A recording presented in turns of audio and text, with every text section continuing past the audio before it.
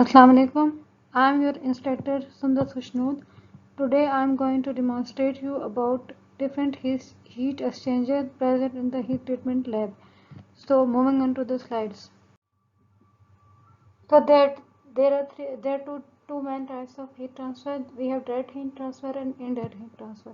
As far as indirect heat transfer is concerned, we have three modes of heat transfer like conduction, convection and radiation. You students are already familiar with these terms, so they will just go through these terminologies. So first of all, conduction basically we all know that conduction is transfer of thermal energy through solid bodies, and if the liquid is at rest, then heat transfer through the liquid at rest will be also through conduction. Example is heat transfer from the bowl of the spoon to the handle. Now convection, it is basically type of heat transfer that occur when particles with a high heat content are mixed with the cold particles and transfer their heat to the latter by conduction. This basically convection. So example of the convection includes when the spoon is rinsed in running cold water, what happens? It basically in that heat is absorbed by the water and the spoon gets cooler. Until the spoon and the water are at the same temperature, convection will be there.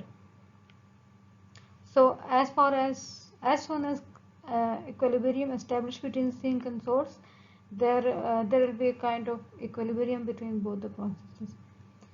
So next comes radiation. Radiation basically emission of heat from a body that has accumulated thermal energy. So example of this include a roof accumulates solar heat during the day and radiates the heat at night.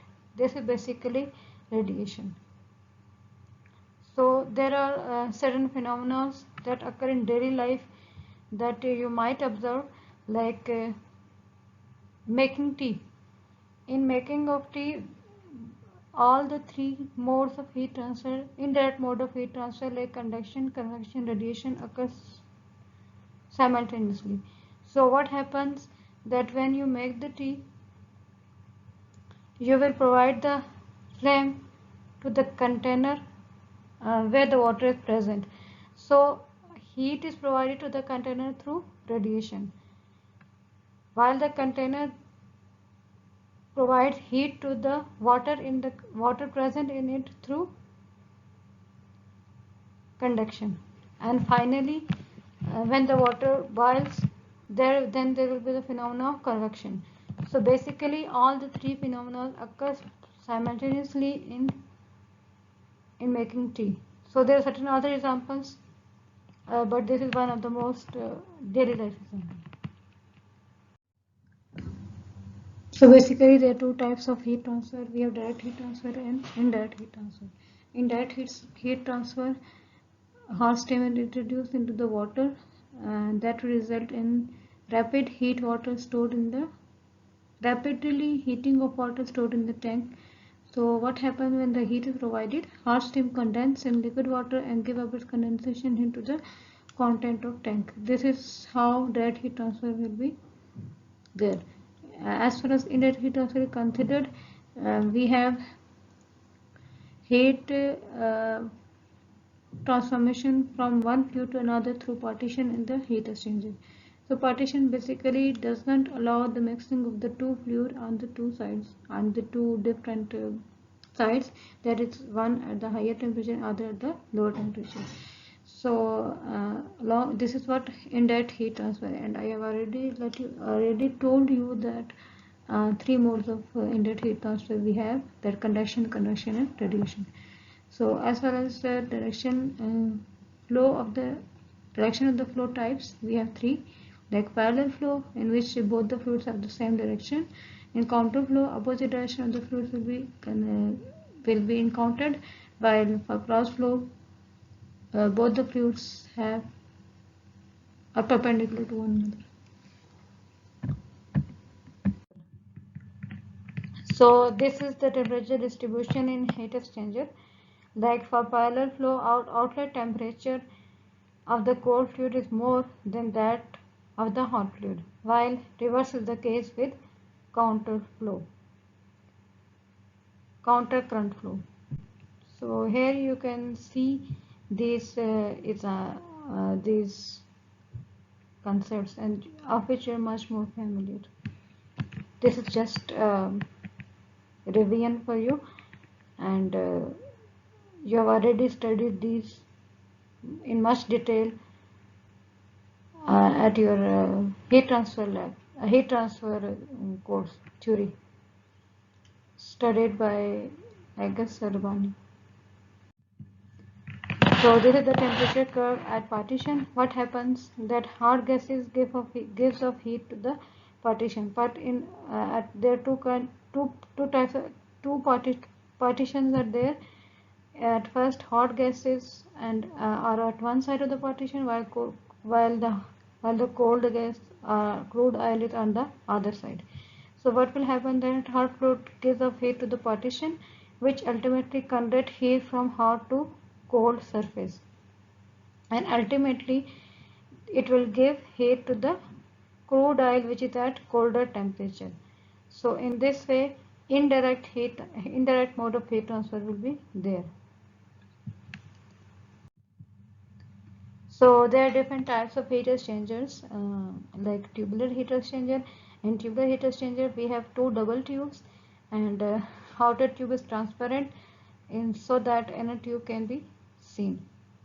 What happens that hot water flow inside inner tube in case of boiler flow, while when the counterflow is there, cold water is between inner and outer tube, so it basically flows through the shell. It has certain advantages and limitations. So advantages include large flow cross-sectional area, it has simple construction, economical, pressure drop is quite less, and it is quite hygienic. This is because tube area are free of flow dead zone, and this property of being hygienic is quite reasonable for the industries like food. So it has much more application in the food industry, but it has certain disadvantages, like its heat transfer efficiency is quite less compared to the plate type, and cleaning and maintenance will be difficult in case of tubular heat exchanger, as tubes has to be removed, and it is quite spacious, that is it occupies large space in a lab. In fact, it is not compact. So moving on to the plate heat exchanger. A plate heat exchanger basically consists of series of parallel plates that are placed uh, at one above the other in order to allow the formation of series of channels for fluid to flow between them. So in our lab equipment, we have six plates soldered together, forming two separate flow channels. Then alternate arrangement of hot and cold fluid. So basically, red shows hot flow while the blue shows cold flow.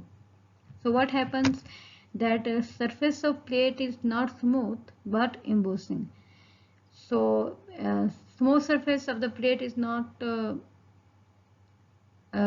preferred because it will not provide turbulence that occur in case of embossed structure of the plate. So it will result in the turbulent flow, resulting in the efficient heat transfer. So regarding wall thickness, its wall thickness is generally smaller than the tubular heat exchanger. So it is quite efficient for the heat transfer. So there are different two types of plate heat exchanger. We have soldered and we have sealed plate heat exchanger. Both of them have different applications mentioned, so, and as well as advantages and disadvantages. Like application of the soldered heat exchanger is in refrigeration engineering and in building services. The name soldered is given to this plate type heat exchanger because it is quite it is like braced, so it cannot be you cannot easily open it. So the word soldered is used, but it has disadvantages, like it cannot be opened. So if it is blocked by deposits, residue or foreign bodies, or it has fouling of the plates are there, in case of soldered heat exchanger, it has to be replaced. So as it cannot be opened, so there will be a maintenance cost will be there and all these stuffs. So the next one is sealed plate heat exchanger. Here cleaning by opening is possible, unlike that of soldered heat exchanger, because they are just connected to each other through nuts and bolts, so they can easily open by screw gauge or any other equipment like that. So large heat transfer can be achieved through the use of sealed plate heat exchanger, and heat transfer area can be varied by changing number of plates. So it has applications in chemical plants, petrochemical, HVAC, that is heating, ventilation, air conditioning system. And it has certain advantages like outstanding heat transfer.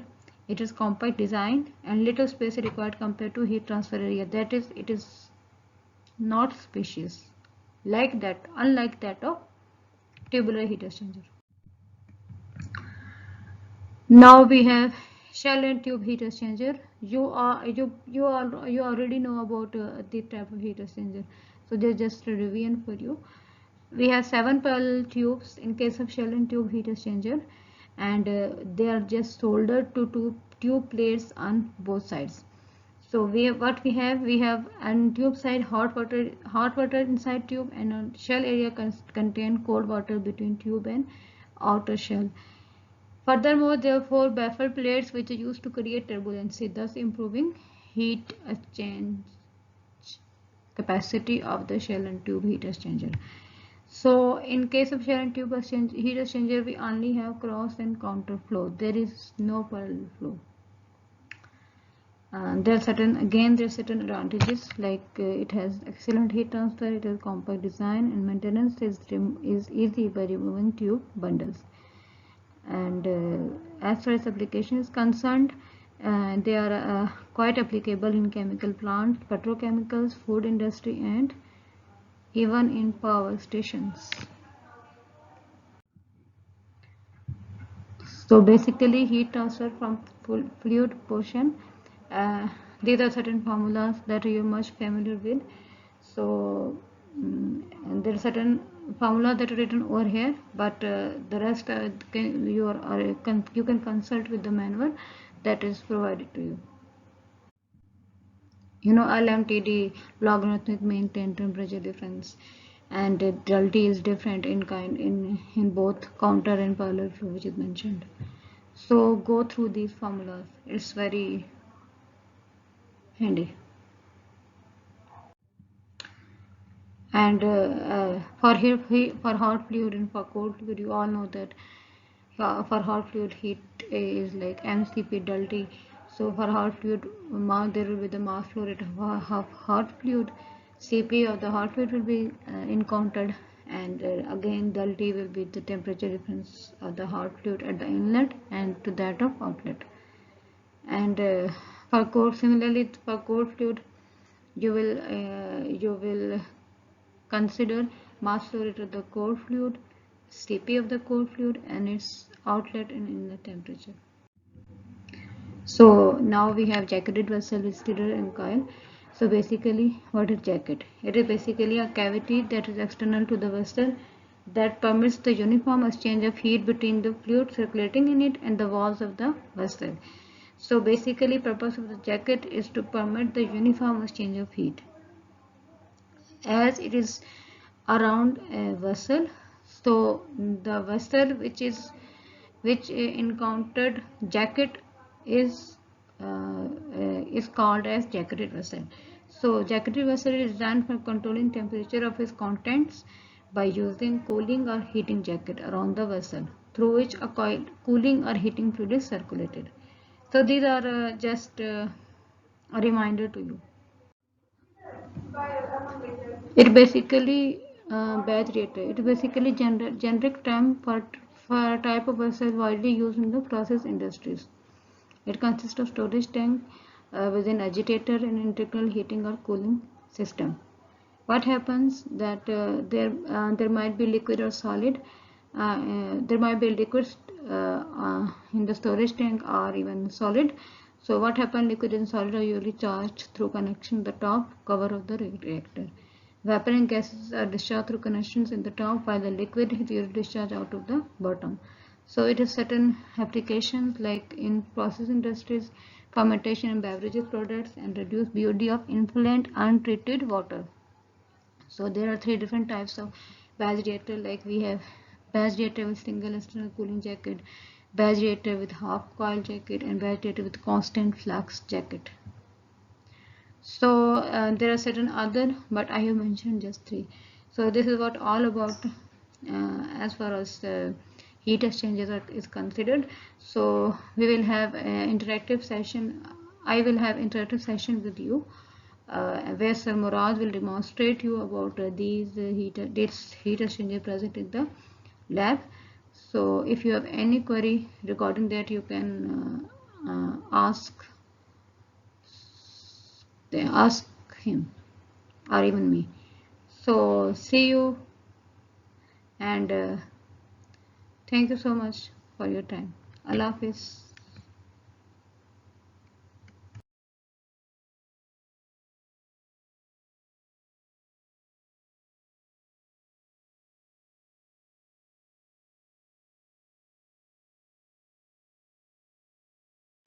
हमारे पास जो heat exchanger with service unit है, उसमें हमारे पास जो है वो 4 heat exchangers हैं। एक हमारे पास जो है वो ट्यूबुलर हीट एक्स है, जो कि हमारे पास यहाँ पे पड़ा हुआ है। देन हमारे पास shell and tube heat exchanger है, जिसको हम आगे डिस्कस करेंगे। प्लेट टाइप हीट एक्सचेंजर है, और हमारे पास jacketed vessel with stirrer and coil है। पहले हम बात करते हैं ट्यूबुलर हीट एक्सचेंजर की। It consist of double tube. In the double tube, the transparent outer tube allow the stainless steel inner tube to be seen. So हमारे पास जो है वो स्टेनलेस स्टील की ट्यूब है इनर साइड के ऊपर, और आउटर ट्यूब जो है हमारे पास वो मेड ऑफ ग्लास है। हॉट वाटर जो है हमारे पास फ्लो करेगा इनर ट्यूब के अंदर, और कोल्ड वाटर जो है वो फ्लो करेगा हमारे पास आउटर ट्यूब के अंदर। इनर ट्यूब से हॉट वाटर फ्लो करवाने का सिर्फ यही पर्पज़ था कि हमारे पास हीट लॉसेस जो है वो मिनिमम हो जाएंगे इस केस में। अगर हम फ़्लो की बात करें यहाँ पे, तो हम पैरेलल फ़्लो भी जो है अरेंज कर सकते हैं, और हम काउंटर करंट फ़्लो जो है वो भी यहाँ पे मेंटेन कर सकते हैं। हमारे पास ओपनिंग्स जो हैं वो 4 हैं। 2 ओपनिंग्स ये वाली हैं, और ये दोनों ओपनिंग्स हैं हमारे पास, और 2 ओपनिंग्स जो हैं हमारे पास यहाँ पे अवेलेबल हैं। सो ये जो पॉइंट्स हैं हमारे पास, ये हैं हमारे पास इनलेट ऑफ कोल्ड वाटर के लिए, क्योंकि कोल्ड वाटर जो है हमारे पास वो आउटर पाइप के अंदर फ़्लो कर रहा होगा। ठीक है, सो यहाँ से हम इनलेट कर देंगे कोल्ड वाटर। अगर हम काउंटर करंट फ्लो बनवाना है तो काउंटर करंट फ्लो के लिए यहाँ से कोल्ड वाटर जो है वो इन होगा, और देन मूव करने के बाद यहाँ से कोल्ड वाटर एग्जिट कर जाएगा हीट एब्जॉर्ब करने के बाद हॉट वाटर से। तो अगर हमने यहाँ पे काउंटर करंट फ्लो बनाना है, तो हमें कोल्ड वाटर इनलेट यहाँ पे होगा, और हॉट वाटर इनलेट जो है हम इस पॉइंट के ऊपर कनेक्ट कर देंगे। सो हॉट वाटर यहाँ से इन करेगा, और इनर ट्यूब से पास होने के बाद जो है यहाँ से एग्जिट कर जाएगा। ये दोनों पॉइंट जो हैं कोल्ड वाटर के लिए, और ये 2 पॉइंट जो हैं हॉट वाटर के लिए, इसको हम कनेक्ट करेंगे सर्विस यूनिट के साथ जो हमें अवेलेबल है लैब के अंदर, जो कि हम आपको आगे बताएंगे। यहाँ पे हमारे पास जो है वो टेम्परेचर सेंसिंग पॉइंट्स हैं। 2 हमारे पास जो हैं वो टेम्परेचर सेंसिंग प्रोब्स हैं, जिनको हम कनेक्ट करेंगे सर्विस यूनिट के साथ, और इसके ज़रिए जो है हम मिडिल टेम्परेचर फाइंड कर सकते हैं कोल्ड और हॉट ट्यूब का, दोनों का। अगर हम इसके एडवांटेजेस की बात करें, तो हमारे पास इसके वेरियस एडवांटेजेस हैं, जैसे कि कंस्ट्रक्शन जो है इसकी डबल पाइप हीट एक्स की बहुत सिंपल है। अगर हम चाहें हमने यहाँ पे हीट ट्रांसफ़र एरिया जो है वो इन्हेंस करना है, तो हम इजीली जो है ना हीट ट्रांसफ़र एरिया यहाँ पे इंक्रीज़ कर सकते हैं by increasing the number of tubes. हम यहाँ पे नंबर ऑफ़ ट्यूब्स जो हैं वो इंक्रीज़ कर सकते हैं, लाइक हेयर पिन। अगर ये हमारे पास पूरी एक हेयर पिन शेप में जो है एक ट्यूब है, तो एंड टू एंड हम कनेक्ट करके और ज़्यादा ट्यूब्स को हम यहाँ पे कनेक्ट करके जो है यहाँ से हीट ट्रांसफ़र एरिया जो है वो चेंज कर सकते हैं। ये यूनिट जो है हमारे पास ट्यूबलेट हीट एक्स का, इसको हम जो है वो यूज़ कर सकते हैं फॉर हाई विस्कोसिटी फ्लूइड्स, और कुछ इस तरह के लिक्विड्स जहाँ पे जो है उन लिक्विड्स में जो है सॉलिड पीसेस हों या फाइबर्स हों, तो वहाँ पे हम प्रेफर करते हैं कि हमारे पास जो हीट एक्सचेंजर यूनिट हो, वो हमारे पास जो है वो ट्यूबलर हीट एक्स यूनिट हो। हमारे पास जो है इसके हाइजीनिक एडवांटेजेस भी हैं, लाइक ट्यूबलर हीट एक्स में जो है हमारे पास फ्लो डेड जोन्स नहीं होते, लाइक कोई शार्प एजेस नहीं है हमारे पास जहाँ पे जो है हमारे पास एडिस फॉर्मेशन हो, या हमारे पास कुछ ऐसा जोन बन जाए जहाँ पे जो है हमारा जो लिक्विड है या डिज़ायर्ड लिक्विड या कोई हाई विस्कस फ्लूइड है हमारे पास, वो यहाँ पे स्टॉप कर जाए और जहाँ पे जो है वो फ्लो डेड जोन जो है वो क्रिएट हो जाए, और जिसकी वजह से जो है वो फर्दर जो लिक्विड यहाँ पे एंटर कर रहा होगा उसको हिंड्रेंस हो। So due to the absence of flow dead zones, इसको जो है हम फूड इंडस्ट्री में जो है वो भी प्रेफर करते हैं यूज़ करना। सो साथ साथ जो है इसके एडवांटेजेस में है कि ये ऑयल रिफाइनरी में और वेपर रिकवरी सिस्टम में जो है इसका एक्सटेंसिव यूज़ है ट्यूबुलर हीट एक्स का। अब इसको हम फर्दर जो है वो स्टडी करेंगे bye connecting this operators with the service unit in the lab. Type जो है लैब में हमारे पास अवेलेबल है वो है प्लेट टाइप हीट एक्सचेंजर। सो यहाँ पे जो है हमारे पास 6 नंबर ऑफ़ प्लेट्स जो हैं लैब में इस ऑपरेटर्स में जो है हमने सेट की हुई हैं 1 2 3 4 5 6। सो इन 6 नंबर ऑफ़ प्लेट्स को हम यहाँ पे जॉइन करने के लिए 2 तरीके यूज़ कर सकते हैं। पहला तरीका जो है हमारे पास वो है सोल्डरिंग का, कि डायरेक्ट हम जो है यहाँ पे सोल्डरिंग कर लें और उनको जो है वो परमानेंटली जो है वो फिक्स कर दें फर्दर यूज़ के लिए। और सेकंड तरीका जो है हम यहाँ पे नट एंड बोल्ट यूज़ कर सकते हैं इन दोनों को कनेक्ट करने के लिए। सो कनेक्शन की वजह से जो है हमारे पास फर्दर 2 टाइप्स जो हैं वो एग्जिस्ट करती हैं। पहली टाइप है हमारे पास सोल्डर्ड प्लेट हीट एक्स।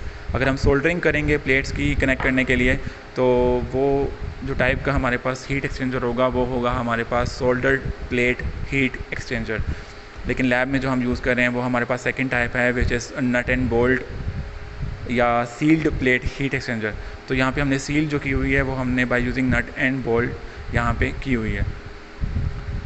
अगर हम कोल्ड वाटर और हॉट वाटर की चैनल की बात करें तो कुछ इस तरह से हैं, लाइक ये दोनों इनलेट्स जो हैं हमारे पास, ये दोनों पॉइंट्स जो हैं हमारे पास वो कोल्ड वाटर के पॉइंट्स हैं। कोल्ड वाटर यहाँ से इन करेगा और यहाँ से पास होने के बाद जो है यहाँ से आउट कर देगा। तो हम इनलेट पॉइंट जो है इन दोनों में से किसी को भी सिलेक्ट कर सकते हैं। और सेम जो है हमारे पास हॉट वाटर के लिए जो है ये दोनों पॉइंट्स जो हैं वो अवेलेबल हैं। हॉट वाटर जो है अगर हमने को करंट रखना है तो हम कोल्ड वाटर का इनलेट यहाँ पे रखेंगे और हॉट वाटर का इनलेट यहाँ पे रखेंगे। और सेम अगर हमने काउंटर करंट रखना है तो हम दोनों का इनलेट जो है वो ऑपोजिट साइड पे रख सकते हैं। लाइक कोल्ड वाटर यहाँ से इन करेगा और यहाँ से एग्जिट करेगा, और सेम यहाँ से जो है हॉट वाटर यहाँ से इन करेगा और यहाँ से एग्जिट करेगा। तो इस केस में जो है हमारे पास काउंटर करंट फ्लो जो है वो अचीव हो जाएगा इजीली। सो अगर हम हीट एक्सचेंजर या हम फ़्लो की बात करें तो हमारे पास यहाँ पे 2 टाइप्स के फ़्लो हो रहे होते हैं। एक तो हमारे पास जो है वो पहला फ़्लो जो है हमारे पास वो रैंडम यहाँ से मूव करेगा, मतलब कोल्ड वाटर यहाँ से इन किया और सारी ट्यूब से प्लेट से पास होने के बाद जो है यहाँ से एग्जिट कर गया। इसके बाद जो है हर प्लेट के ऊपर लाइक हमारे पास यहाँ पे 6 नंबर ऑफ़ प्लेट्स हैं। तो हमने क्या किया होता है कि लाइक हर प्लेट के ऊपर हमारे पास एक प्रोफाइल बना होता है, लाइक एम्बोसिंग हुई होती है हमारे पास। बहुत नैरो फ्लो क्रॉस सेक्शंस बने होते हैं ऑन ईच प्लेट अवेलेबल, ठीक है। सो हमारे पास यहाँ पे 6 नंबर ऑफ़ प्लेट्स हैं और 6 नंबर ऑफ़ प्लेट्स के ऊपर हमारे पास जो हैं वो चैनल्स बने हुए हैं, बहुत नैरो फ्लो चैनल्स बने हुए हैं। और रैंडमली जो है उनमें से जो है हॉट वाटर और कोल्ड वाटर जो है वो फ़्लो करता है। लाइक हमारे पास जो है 6 नंबर ऑफ़ प्लेट्स जो हैं यहाँ पे अवेलेबल हैं। अगर हम ऐसे कहें कि जो ऑड नंबर ऑफ़ प्लेट्स हैं लाइक 1 3 और 5, वहाँ से जो है उन प्लेट्स की जो नैरो क्रॉस सेक्शंस हैं वहाँ से फ़्लो कर रहा है हमारे पास कोल्ड वाटर। और जो हमारे पास इवन प्लेट्स हैं लाइक 2 4 और 6, उनके जो हमारे पास नैरो फ्लो क्रॉस सेक्शंस होंगे वहाँ से फ़्लो कर रहा होगा हमारे पास हॉट वाटर। सो हमारे पास जो है एक तो इन पाइप से वाटर फ्लो करेगा, ठीक है, और यहाँ प्लेट से पास होने के बाद जो है इधर से एग्जिट कर जाएगा। ठीक है। जो वाटर यहाँ से इन करेगा ना, लाइक ये पॉइंट हमारे पास, सपोज करते हैं कि ये पॉइंट जो है हमारे पास वो इनलेट है कोल्ड वाटर के लिए, ठीक है। सो कोल्ड वाटर यहाँ से इन किया, ठीक है, और कोल्ड वाटर को जो है वो स्पेसिफिक प्लेट्स अलाउ हैं, या स्पेसिफिक 1, 3 और 5 प्लेट पे जो है वो उनके क्रॉस सेक्शन से जो है वो कोल्ड वाटर जो है फ़्लो कर सकता है ईज़िली। सो कोल्ड वाटर यहाँ से इन करेगा और 1, 3 और 5 नंबर ऑफ़ प्लेट जो है वहाँ से उनके नैरो क्रॉस सेक्शन से होता हुआ यहाँ से एग्ज़िट कर जाएगा। और सेम हमारे पास अगर हम यहाँ से हॉट वाटर इनलेट कराते हैं, ठीक है, सो हॉट वाटर यहाँ से इन करेगा और even number of plates like 2, 4 और 6 से जो है वो उनके क्रॉस सेक्शंस या नैरो क्रॉस सेक्शन जो है हमारे पास जो है एम्बोसिंग जो प्रोफाइल्स बने हुए हैं यहाँ पे प्लेट्स के ऊपर, वहाँ से पास होने के बाद जो है इधर से एग्ज़िट कर जाएगा। सो ये जो है हमारे पास लाइक वर्किंग प्रिंसिपल है या थोड़ा सा स्ट्रक्चर है प्लेट टाइप हीट एक्सचेंजर का जो हम लैब में यूज़ कर रहे हैं। सो प्लेट टाइप के केस में जो हमारे पास वॉल थिकनेस है प्लेट की, वो कंपैरेटिवली ट्यूबुलर हीट एक्स जो हम पहले स्टडी कर चुके हैं उसके मुकाबले में बहुत कम है, या वॉल थिकनेस जो है वो बहुत थिन है या स्मॉल है इस केस के अंदर, प्लेट टाइप के केस के अंदर। अगर हम इसके एडवांटेजेस की बात करें तो हमारे पास in case of plate type heat ex outstanding heat transfer जो है हम यहाँ पे अचीव कर सकते हैं। इसका डिज़ाइन जो है हमारे पास बहुत कॉम्पैक्ट है और इसको इंस्टॉल करने के लिए बहुत कम स्पेस चाहिए होती है कंपैरेटिवली अगर हम बात करें ट्यूबुलर हीट एक्स के या shell and tube heat exchanger की बात करें तो। अगर हम सोल्डर्ड प्लेट हीट एक्स की बात करें तो उस केस में जो है हमारे पास उसका यूज़ जो है हमारे पास वो रेफ्रिजरेशन इंजीनियरिंग में है, या हम कहीं भी जो है वो बिल्डिंग सर्विसेज प्रोवाइड कर रहे होंगे। लेकिन उसका डिसएडवांटेज ये है कि हम एक बार जब प्लेट्स को सोल्डर कर देते हैं ना, फिर दोबारा से उसको रिमूव करके यूज़ नहीं कर सकते। लाइक हम यहाँ पे 6 नंबर ऑफ़ प्लेट्स यूज़ कर रहे हैं और फॉर एग्जांपल हम लैब में जो यूज़ कर रहे हैं वो सोल्डर्ड प्लेट हीट एक्स है। तो इस केस में जो है हम क्या होगा अगर हम सोल्डर्ड प्लेट यूज़ कर रहे होंगे और हमारी कोई भी प्लेट जो है लाइक 4 नंबर प्लेट जो है हमारी वो यहाँ पे लैब में चोक कर गई है या डिग्रेड हो गई है या किसी की वजह से जो है ना वो प्लेट हमारी ख़राब हो गई है, तो हम वो सोल्डर्ड प्लेट हीट एक्स को दोबारा से ओपन करके उस प्लेट को जो है वो रिमूव नहीं कर सकते, या उस प्लेट को रिमूव करके उसको दोबारा से मेंटेन करके वापस नहीं लगा सकते हैं। सो इसकी मेंटेनेंस जो है वो बहुत एक्सपेंसिव है अगर हम soldered plate heat x use करते हैं कहीं भी वर्किंग के लिए। उसको हम ओपन नहीं कर सकते मेंटेनेंस के लिए।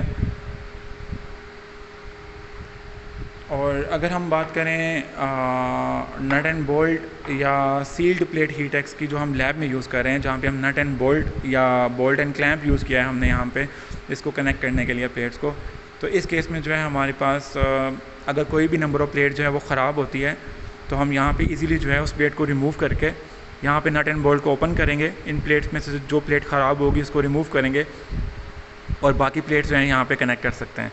एक तो इसका मेजर एडवांटेज यही है कि हम यहाँ पे जो है वो मेंटेनेंस जो है हमें यहाँ पे बहुत चीप पड़ती है कंपैरेटिवली अगर हम सोल्डर्ड प्लेट हीट एक्स को यूज़ कर रहे होंगे लैब में। और सेकंड ये है कि अगर हम यहाँ पे हीट ट्रांसफ़र एरिया अगर इन्हेंस करना हो in case of plate type heat ex, तो हम यहाँ पे जो है number of plates in case of sealed plate heat ex हम इंक्रीज़ कर सकते हैं। तो यहाँ से हमने क्लैंप ओपन किया और नंबर ऑफ़ प्लेट्स यहाँ पे इन्हेंस कर दी, 6 की जगह हम यहाँ पे 30 प्लेट्स यूज़ कर रहे हैं। हम 30 प्लेट्स लगाने के बाद जो है दोबारा से नट एंड बोल्ट यूज़ करके इसको सील कर सकते हैं प्लेट टाइप हीट एक्स को। सो अगर हम एडवांटेज की बात करें तो या हम जो है वो यूज़ की बात करें तो हमारे पास जो सील प्लेट हीट एक्स जो है वो ज़्यादा यूज़फुल है कंपैरेटिवली अगर हम यहाँ पे सोल्डर्ड प्लेट हीट एक्स को यूज़ करें। एंड इसकी बाकी वर्किंग जो है हम आगे स्टडी करेंगे जब मैं इसको कनेक्ट करूँगा सर्विस यूनिट के साथ। थर्ड हीट एक्सचेंजर जो हमारे पास लैब में अवेलेबल है वो है हमारे पास shell and tube heat exchanger. इस केस में जो है हमारे पास आप लोगों ने पहले भी हीट ट्रांसफ़र 1 में और 2 में इसको स्टडी किया होगा। तो यहाँ पे जो है हमारे पास shell and tube heat exchanger में हमारे पास ट्यूब्स अवेलेबल हैं, 7 नंबर ऑफ ट्यूब्स यहाँ पे अवेलेबल हैं। जिसको हमने जो है ट्यूब प्लेट्स के साथ जो है कनेक्ट किया हुआ है। यहाँ पे एक ट्यूब प्लेट है और यहाँ पे एक ट्यूब प्लेट है, जहाँ पे हमने जो है इन 7 नंबर ऑफ़ ट्यूब्स को जो है वो एंड टू एंड कनेक्ट किया हुआ है। और उसके बाद जो है हमारे पास एक शेल है मेड ऑफ ग्लास, जहाँ से हम इजीली जो है ट्यूब्स को देख सकते हैं। और सेम हमारे पास है, ट्यूब से जो है वो हॉट वाटर फ़्लो करेगा और शेल साइड से जो है हमारे पास वो कोल्ड वाटर जो है हम फ़्लो करवाएंगे। यहाँ पे बैफल्स हैं 1 2 3 4 नंबर ऑफ़ बैफल्स हैं यहाँ पे जो हमने कनेक्ट की हुई हैं।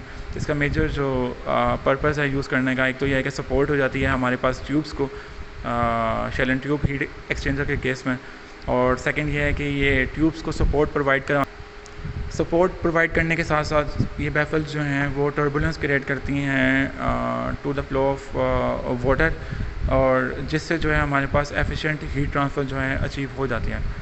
अगर हम इनलेट्स की बात करें तो हमारे पास कोल्ड वाटर इनलेट और कोल्ड वाटर आउटलेट। देन हमारे पास जो हैं 2 पॉइंट्स अवेलेबल हैं हॉट वाटर के लिए। दिस पॉइंट, यहाँ से हम जो है वो हॉट वाटर इन करा सकते हैं, जो ट्यूब से पास होने के बाद जो है यहाँ से हॉट वाटर एग्जिट कर जाएगा।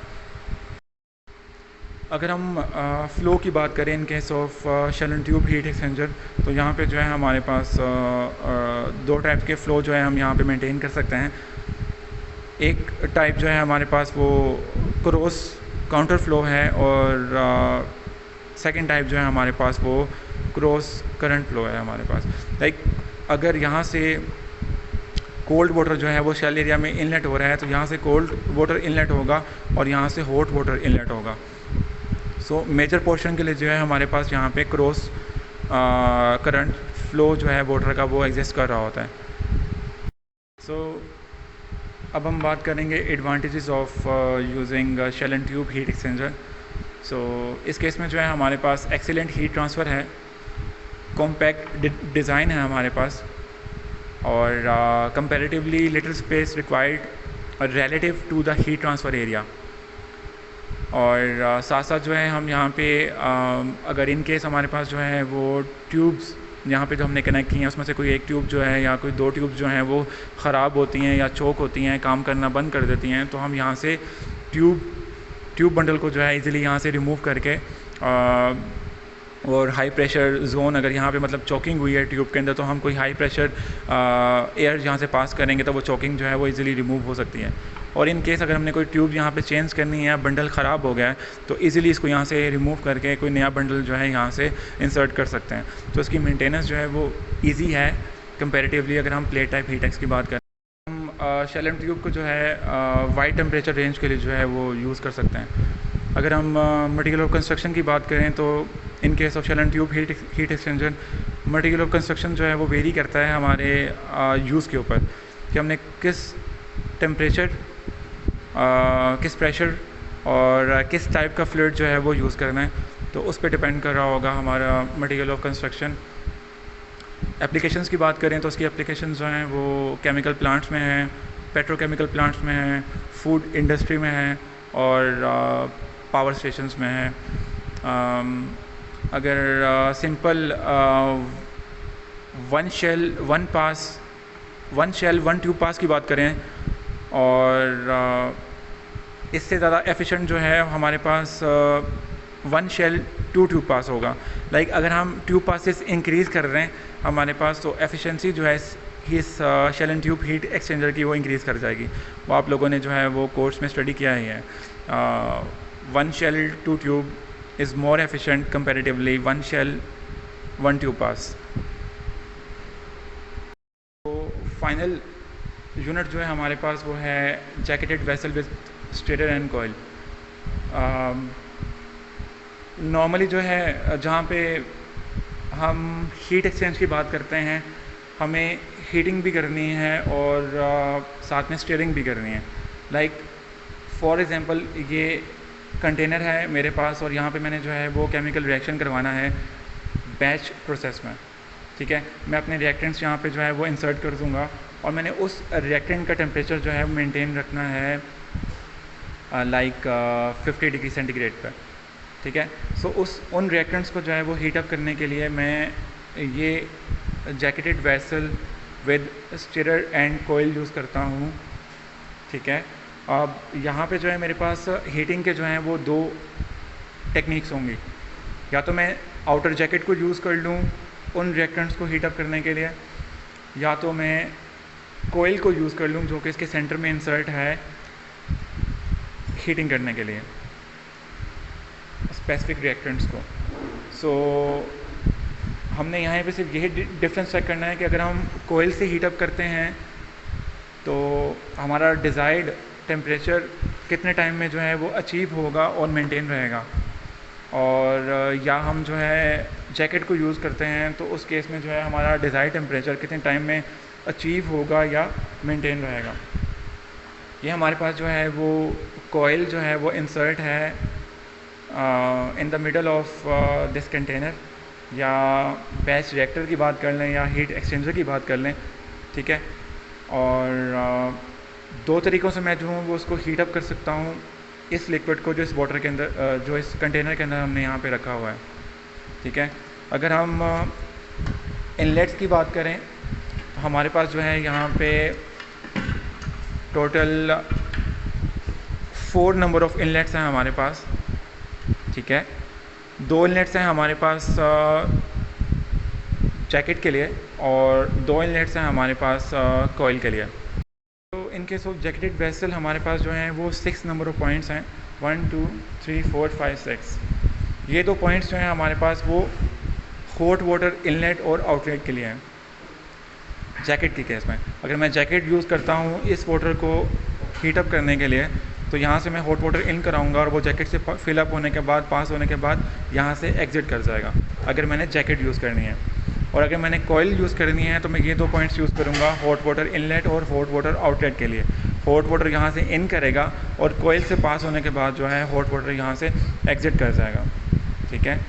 मैंने आप लोगों को बताया कि ये कंटेनर जो है वो बैच प्रोसेस के लिए भी यूज़ हो सकता है और साथ में जो है हमारे पास कॉन्टीन्यूस प्रोसेस के लिए भी यूज़ हो सकता है। अगर हम बैच प्रोसेस की बात करें तो सिंपल हम यहाँ पे जो है 1 लीटर ऑफ वाटर जो है फिलअप कर देंगे और बाय यूजिंग जैकेट और कॉइल जो है उसको हीट अप कर लेंगे। और अगर हम कॉन्टीन्यूस प्रोसेस की बात करें तो हम कोल्ड वाटर इनलेट और कोल्ड वाटर आउटलेट जो है यहाँ पे कनेक्ट कर सकते हैं। मतलब कोल्ड वाटर यहाँ से इन करेगा, ठीक है, और लाइक फुल फिलअप होने के बाद यहाँ हम कोई ऐसा फ्लो रेट सेट कर लेंगे कि इनलेट और आउटलेट इस तरह से सेट करेंगे कि जो वाटर लेवल जो है वो मेंटेन रहे या 75% वाटर लेवल जो है वो मेंटेन रहे इनसाइड दिस कंटेनर। और इसके कैप में जो है हमारे पास स्टीरर है। स्टीरर जो है हमारे पास वो कंटिन्यूस मिक्सिंग के लिए है। लाइक जो वाटर हमने यहाँ पे फिलअप किया होगा और उसे हम अगर जैकेट से या हम उसे कॉइल से जो है हीटअप कर रहे होंगे सो स्टीरर हम ऑन कर लेंगे ताकि यूनिफॉर्म मिक्सिंग जो है प्रोमोट करे या यूनिफॉर्म हीटिंग जो है प्रोमोट करे हमारा स्टीरर। और साथ में जो है हमारे पास थर्मोकपल जो है वो कनेक्ट है जो हमें हर सेकंड जो है टेम्परेचर की रीडिंग जो है वो शो करता रहेगा कंट्रोलर के ऊपर।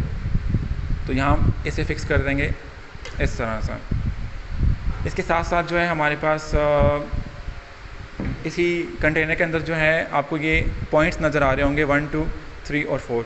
ये 2 पॉइंट्स जो हैं और ये 2 पॉइंट्स जो हैं हमारे पास ये फ्लो ब्रेकर्स हैं। लाइक अगर हम यहाँ पे हीटिंग करते हैं वाटर की और साथ में स्टीयरिंग भी कर रहे होते हैं तो स्टीयरिंग से क्या होगा, एक यूनिफॉर्म एडी जो है यहाँ पे फॉर्मेशन हो जाएगी। उस यूनिफॉर्म फ्लो को ब्रेक करने के लिए जो है ये फ्लो ब्रेकर्स यहाँ पे लगाए गए हैं, ठीक है। उससे क्या होगा, इन चारों फ्लो ब्रेकर से जो है हमारे पास टर्बुलेंस क्रिएट होगी और यूनिफॉर्म हीटिंग जो है वो लिक्विड की होगी जब हम स्टीयर यहाँ पे यूज़ कर रहे होंगे। और फर्दर जो है इसको हमने चेक क्या करना है इसमें कि लाइक अगर हम जैकेट यूज़ कर रहे हैं तो हीटिंग के लिए और हमारा डिज़ायर्ड टेम्परेचर जो है वो 70 डिग्री सेंटीग्रेड है और अदर एंड पे हम जो है वो कॉइल यूज़ कर रहे हैं लिक्विड को हीट अप करने के लिए और हमारा डिज़ायर्ड टेम्परेचर जो है वो 70 डिग्री सेंटीग्रेड सेम टेम्परेचर है। तो कौन सा वाला case like jacketed vessel jacket जो है वो यूनिफॉर्म और रैपिड हीटिंग करेगी या हमारे पास जो है कोयल जो है वो यूनिफॉर्म या अग्रेसिव हीटिंग करेगी। तो ये दोनों डिफरेंस जो है हमने चेक करने हैं कि कौन से केस में जो है हमारे पास एफिशिएंसी जो है वो टेम्परेचर अचीव करने की वो ज़्यादा है। सो ये जो है हमारे पास for the connection of heat exchanger. तो यहाँ पे जो है हम बारी बारी उनको हीट एक्सचेंजर्स को जो है वो कनेक्ट करेंगे और चेक करेंगे किस तरह से जो है ये परफॉर्म करता है, एक्सपेरिमेंटेशन जो है वो किस तरह से होती है। इसमें जो है हमारे पास पहले हम बात कर लेते हैं कनेक्शन की। लाइक जिस हीट एक्सचेंजर पे हमने काम करना है उसको हमें यहाँ पे जो है फिक्स कर देना है इस पैनल के ऊपर। ठीक है, यहाँ पे हमारे पास जो है वो 4 नंबर ऑफ पाइप्स हैं for the flow of cold water and hot water. Cold water के लिए हमारे पास जो है 2 पाइप्स यहाँ पे अवेलेबल हैं और सेम जो है हमारे पास कोल्ड वाटर के लिए जो है वो 2 पाइप जो है यहाँ पे अवेलेबल हैं।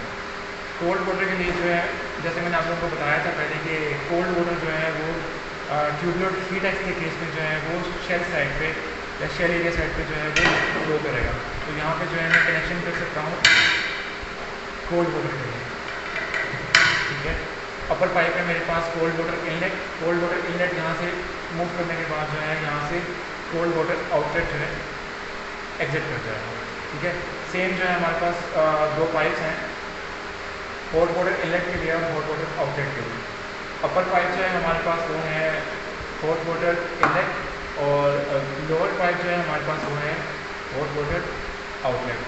अगर आप इनलेट की बात करें, यहाँ पे हमने जो है कोल्ड वाटर इनलेट जो है इस साइड पर लगाया हुआ है और मैंने अगर काउंटर करंट फ्लो जो है मेंटेन करना है या फ्लो जो है बनाना है तो यहाँ पे मैं जो तो हॉट वाटर इनलेट जो है वो इस पॉइंट पे जो है वो अटैच कर दूँगा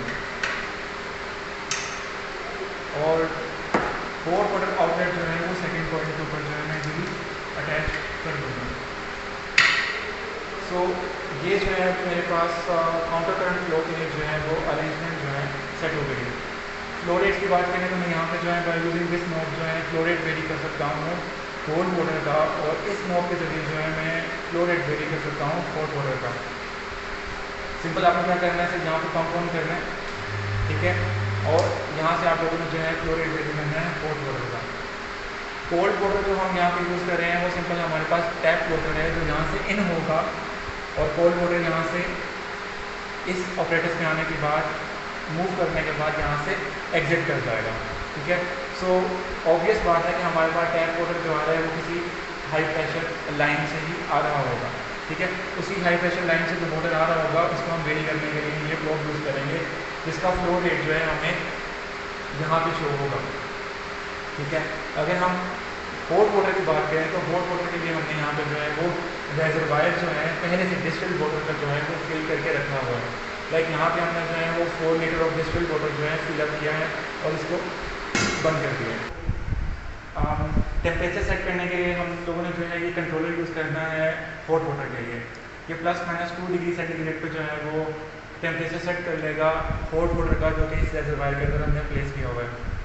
ठीक है, तो यहाँ से हम जो है वो पंप ऑन करेंगे और फ्लो रेट हम वेरी कर सकते हैं इस हॉट वाटर का जो फ्लो कर रहा होगा हमारे हीट एक्सचेंजर के इनर पाइप के अंदर से। कंट्रोलर में जो है हमारे पास इंडिकेटर्स हैं, 4 इंडिकेटर्स हैं हमारे पास हॉट साइड के लिए हैं और 4 इंडिकेटर्स जो हैं हमारे पास वो कोल्ड साइड के लिए हैं। तो हम hot water inlet temperature, outlet temperature, hot water middle temperature और फ्लो रेट जो है हम यहाँ पे सेंस कर सकते हैं कि कितना फ्लो रेट जो है हम प्रोवाइड कर रहे हैं हीट एक्सचेंजर को। हॉट वाटर इनलेट और आउटलेट टेम्परेचर हो गया या हमारे पास कोल्ड वाटर इनलेट या आउटलेट टेम्परेचर हो गया, उसको सेंस करने के लिए हमारे पास जो है थर्मोकपल जो है वो लाइन के इनलेट और आउटलेट के ऊपर जो है पहले से कनेक्टेड हैं। जहाँ पर लोगों को ये वायर्स नजर आ रही होंगी पाइप्स के ऊपर। ठीक है, सो वैल्यूज़ जो है वो यहाँ पे डायरेक्टली सेंस होंगी हमारे पास इनलेट, आउटलेट, मिडल और फ्लो रेट के लिए। जो मिडल टेम्परेचर है हमारे पास वो हम सिर्फ जो है वो ट्यूबुलर के केस में जो है वो यूज़ करेंगे। बाकी प्लेटर हीट में और जो हमारे पास शेल ट्यूब हीट एक्सचेंजर है उस केस में हमारे पास जो है वो मिडल टेम्परेचर का ऑप्शन नहीं है, तो उस केस में जो है हम मिडल टेम्परेचर यूज़ नहीं करेंगे। ठीक है, हमने जो है कनेक्शंस कर दिए हैं और कनेक्शन करने के बाद हम जो है डिज़ायर्ड फ्लो रेट सेट कर लेंगे कोल्ड वाटर का और डिज़ायर्ड फ्लो रेट सेट कर लेंगे हॉट वाटर का। और सेट करने के बाद जो है हम वेट करेंगे जब हमारे पास जो आउटलेट है कोल्ड वाटर का, ठीक है, हॉट वाटर तो इनलेट हो रहा है हमारे पास और यहाँ से एग्जिट हो रहा है हमारे पास, ठीक है। हमने जो टैप वाटर है हमारे पास, ठीक है, टैप वाटर इनलेट हो ऑब्वियस बात है कि कोल्ड होगा हमारे पास और एग्जिट होने के बाद जो है ना उसका टेम्परेचर राइज हो चुका होगा। तो हमने कब तक वैल्यू लेने का वेट करना है, जब तक हमारे पास जो है वो कोल्ड वाटर आउटलेट टेम्परेचर जो है वो कोई एक कांस्टेंट वैल्यू पे ना आ जाए। लाइक कोल्ड वाटर इनलेट जो है हमारे पास 20 डिग्री सेंटीग्रेड है फॉर एग्जांपल, और एग्जिट पे उसका टेम्परेचर जो है वो कंटिन्यूसली राइज कर रहा है, ठीक है, सेम ऑपरेटिंग कंडीशंस पर, ठीक है। तो जब उसका टेम्परेचर फॉर एग्जांपल 30 पे जाके जो है वो कांस्टेंट हो गया है, तो उस टेम्परेचर पे जो है हमने सारी रीडिंग जो है वो नोट डाउन कर लेनी है। सारी reading like hot water inlet और आउटलेट टेम्परेचर और कोल्ड वाटर इनलेट और आउटलेट टेम्परेचर, ठीक है। आप लोगों ने वो टेम्परेचर की वैल्यूज ले लेनी है, आप लोगों के पास फ्लो रेट की वैल्यू होगी, ठीक है, और आप लोगों ने वो वैल्यूज यूज़ करके जो है अपने मैनुअल में जो एक्सपेरिमेंट्स लिखे हुए हैं आपने उसमें एक्सपेरिमेंट्स में जो फॉर्मूला लिखे हुए हैं आपने वो फार्मूला यूज़ करना है और उन टेबल्स को जो है वो फिलअप करना है। आप लोगों ने क्या फाइंड करना होगा, आप लोगों ने हीट ट्रांसफर कोएफिशिएंट फाइंड करना होगा इन case of tubular heat x, जब हम उसे ट्यूबुलर हीट एक्स को यूज़ करते हैं कोकरेंट कंडीशंस में और काउंटर करंट कंडीशंस पर, ठीक है। तो आप लोगों ने जो है उनमें आप लोगों ने जो फॉर्मूला आप लोगों को गिवन एक्सपेरिमेंट में आप लोगों ने वो डिज़ायर्ड वैल्यूज जो हैं वो पुट करनी होंगी और आप लोगों ने हीट ट्रांसफर कोएफिशिएंट फाइंड करना है। तो आप जो है वो एफिशिएंसी फाइंड कर सकते हो ट्यूबुलर हीट एक्स की, प्लेट टाइप हीट एक्स की और शेल ट्यूब हीट एक्सचेंजर की, और कंपेयर कर सकते हो उन सबके जो रिजल्ट्स होंगे उनको, ठीक है। सो सेकंड जो है हमारे पास यहाँ पे प्लेट टाइप हीट एक्स है, तो आप लोगों ने जो है सेम कनेक्शंस करने हैं इनलेट कोल्ड वाटर के लिए और हॉट वाटर के लिए और आउटलेट हॉट वाटर के लिए और कोल्ड वाटर के लिए। तो सेम आप लोगों ने जो है कनेक्शंस इन पाइप के कनेक्शंस करने के बाद यहाँ पे जो है हम उनके फ्लो रेट जो है वो सेट कर लेंगे, ठीक है। और सेम हमने जो है वेट करना है कि हमारे पास कोल्ड वाटर आउटलेट जो है वो कांस्टेंट टेम्परेचर पे जो है वो आ जाए। जैसे हमारे पास जो है वो हॉट वाटर आउटलेट और कोल्ड वाटर आउटलेट जब हमारे पास कांस्टेंट टेम्परेचर पे आ जाएंगे, ऑलमोस्ट कांस्टेंट टेम्परेचर पे आ जाएंगे, तो हम लोग जो है ये वैल्यूज नोट डाउन कर लेंगे और इन वैल्यूज़ को आप लोगों ने जो है वो जो प्लेट टाइप हीट एक्सचेंजर का एक्सपेरिमेंट है वहाँ पे आप लोगों को फॉर्मूला गिवन होंगे, आप लोगों ने वहाँ पे वैल्यूज़ पुट करनी है और आप लोगों ने जो है उसका ओवरऑल हीट ट्रांसफर कोएफिशिएंट हो गया या हीट ट्रांसफर कोएफिशिएंट हो गया, एफिशिएंसी होगी, आप लोगों ने वहाँ पे फाइंड करनी होगी। सेटअप मैंने आप लोगों को सिखा दिया है। ट्यूबुलर हीट एक्स का, प्लेट टाइप हीट एक्स का और शेल ट्यूब का जो कनेक्शन है बिल्कुल सेम है, बस आप लोगों ने जो है वैल्यूज़ जो है आप लोगों ने नोट डाउन करनी होंगी, वो मैं आप लोगों को जो है वो व्हाट्सएप पे सेंड कर दूँगा वैल्यूज़, या तो मैं आप लोगों को टीम्स पे लेक्चर के अंदर जो है वैल्यूज़ जो है वो अटैच कर दूँगा। आप लोगों ने उन्हीं वैल्यूज़ को यूज़ करते हुए एफिशिएंसी फाइंड करनी होगी और आप लोगों ने जो है हीट ट्रांसफर कोएफिशिएंट और ओवरऑल हीट ट्रांसफर कोएफिशिएंट जो है आप लोगों ने फाइंड करना होगा। फोर्थ वन है हमारे पास jacketed vessel with stirrer coil. इस केस में जो है हमारे पास जो सेटअप है थोड़ा डिफरेंट था, तो मैंने सोचा आप लोगों को बता देता हूँ। इस केस में जो है हमारे पास एक थर्मोकपल था, मैंने आप लोगों को स्टार्टिंग में बताया था। तो थर्मोकपल को आप लोगों ने कनेक्ट कर देना है इस यूनिट के साथ, जहाँ पर मैंने एक नोट लगा लिया है middle temperature of warm water, ठीक है। इसकी वैल्यू जो है हमें यहाँ पे शो हो रही होगी 35.3 डिग्री सेंटीग्रेड, जो कि अभी इस हॉट वाटर जो हमने यहाँ पे डाला है इसका टेम्परेचर है, ठीक है। साथ में हमने जो है स्टीयर्ड का हमने कनेक्शन जो है वो इस पॉइंट पे कर लिया है, इस पॉइंट पे, ठीक है। सो स्टीयर्ड को हम यहाँ से इजीली ऑन कर सकते हैं, उसका फ्लो रेट या जो रेवोल्यूशन पर मिनट जो है वो हम वेरी कर सकते हैं। कोल्ड वाटर जो है मैंने पहले यहाँ पे फिल्टर कर दिया है, जिसका टेम्परेचर हम लोगों को यहाँ पे शो हो रहा है, ठीक है। हॉट वाटर जो फ्लो करेगा हीटिंग के लिए, हमने यहाँ पे जो हॉट वाटर फ्लो करवाना है वो इसी रेजरवायर से आएगा हमारे पास, ठीक है, और पाइप से फ्लो करेगा। हीटिंग के लिए मैंने आप लोगों को स्टार्टिंग में बताया था कि मैं यहाँ पे जैकेट से भी हीटिंग कर सकता हूँ और कोयल से भी हीटिंग कर सकता हूँ। जैकेट से हीटिंग के लिए मैंने जो इनलेट पाइप जो है वो लोअर एंड पर लगाना है इनलेट, और आउटलेट पाइप जो है मैंने यहाँ पे अपर सेक्शन में। सो हॉट वाटर जो है यहाँ से इन करेगा, जैकेट से मूव करने के बाद जो है यहाँ से एग्जिट कर जाएगा। अगर मैंने जैकेट यूज़ कर दी है हीटिंग के लिए, स्टीयर में ऑन कर दूंगा और पंप मैंने ऑन कर दिया होगा, जो पंप जो है हॉट वाटर फ्लो कराएगा इस रेजर्वायर से इस जैकेट के अंदर, ठीक है। कनेक्शंस जो है हम चेंज कर सकते हैं। अगर मैंने कॉइल की जगह या जैकेट की जगह जो है वो कॉइल यूज़ करनी है तो मैं सिंपली यहाँ से इसको निकाल के जो है कॉइल वाले सेक्शन में जो है वो प्लेस कर दूँगा, कनेक्ट कर दूँगा इसको, और इसमें जो है कोई टेंशन की बात नहीं है। आप लोग कॉइल वाला सेक्शन भी यूज़ कर सकते हो और साथ में जो है वो जैकेट वाला सेक्शन भी यूज़ कर सकते हो। तो हमने जो है वो कंपैरिजन चेक करना है कि लाइक मैंने कोल्ड वाटर लिया यहाँ पे 20 डिग्री सेंटीग्रेड पे, और उस कोल्ड वाटर की जो है वो हीटिंग की by using this hot water lines, ठीक है। तो किस केस में जो है हमारे पास डिज़ायर्ड सेट पॉइंट जो है वो जल्दी अचीव हो गया और यूनिफॉर्म अचीव हुआ, ठीक है, और उसमें कोई काम नहीं है। यहाँ हम जो है इस केस में टेबल बनाएंगे टाइम का, और फ्लो रेट होगा हमारे पास। फ्लो रेट तो हमने हॉट वाटर का सेट किया होगा, कोल्ड वाटर का टेम्परेचर हमें पता होगा। हमने एक टेबल बनाना है और हर 1 मिनट के बाद रीडिंग लेनी है कि हमारा कोल्ड वाटर का टेम्परेचर जो है वो किस तरह से डिज़ायर्ड पॉइंट की तरफ जा रहा है। लाइक स्टार्टिंग में अभी टेम्परेचर जो है वो 20 डिग्री सेंटीग्रेड है, ठीक है, और मेरा डिज़ायर्ड अचीव पॉइंट जो है वो 40 डिग्री सेंटीग्रेड है। तो मैं क्या करूँगा, जैकेट अगर मैंने जो है वो कॉइल यूज़ करनी है तो मैं कॉइल के कनेक्शन जो है यहाँ पे लगा दूँगा, और कनेक्शन लगाने के बाद जो है hot water flow rate start करने से पहले मैं स्टॉप वॉच ऑन कर लूँगा। स्टॉप वॉच ऑन करने के बाद मैं यहाँ से हॉट वाटर फ्लो रेट जो है वो स्टार्ट करूँगा, पंप ऑन कर दूँगा, फ्लो रेट सेट कर दूँगा, और हर 1 मिनट के बाद रीडिंग लूँगा कि कितने टाइम में जो है वो हमारा डिज़ायर्ड सेट पॉइंट जो 40 डिग्री सेंटीग्रेड है वो हमें अचीव हो जाएगा इन case of heating by coil, ठीक है। और सेम प्रोसीजर जो है मैं रिपीट करूँगा हीटिंग जैकेट के लिए, ठीक है, और इसमें कोई ख़ास चीज़ और नहीं है बताने वाली। Thank you so much.